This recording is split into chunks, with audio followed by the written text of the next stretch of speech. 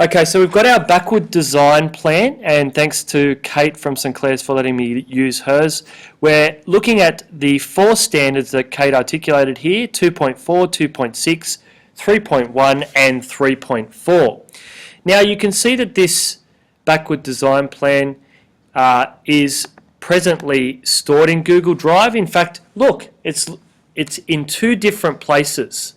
The beauty of Google Drive is that you could have the one document residing in a number of different folders, but it's that one document. If I was in Finder or My Documents, how would I have the one document in multiple folders? I can't. I have to copy and paste. And then we have 2, 3, 4, 5 different copies of the one document. So this critical understanding that it's the one document but living in multiple spots is really going to help you put together your body of evidence. So I click on this folder structure here. This is Kate's backward design plan. I'm owning it at the moment. Click on the folder. I click on Organize. You'll see my folder structure comes up. Where do I want it to live? I want it to live in 2.4. So I go to 2.4. On the Mac I hold down the Command key. On the PC you hold down the Control key. So I'm saying belong in there. Also belong in 2.6. Also belong in 3.1. Also belong in 3.4. I hit move. It's not moving it out of where it originally lived, but guess what? It's in all these other places as well. So now I have the one document that is evidence for this standard and this standard, etc. So Command click, Control click.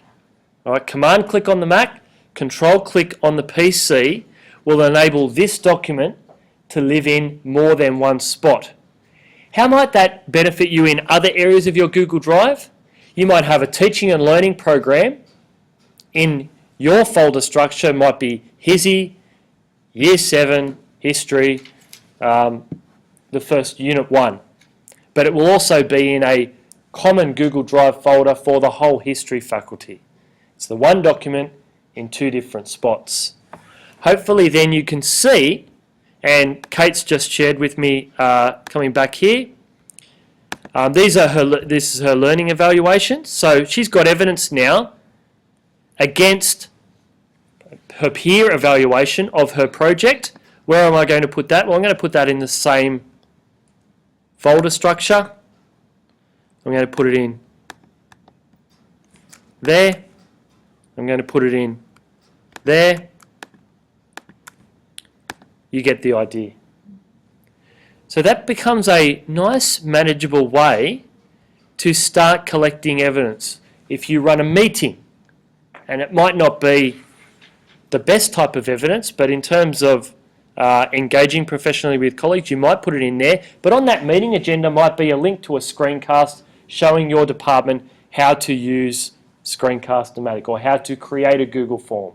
That shows me that you have led the learning in that particular standard.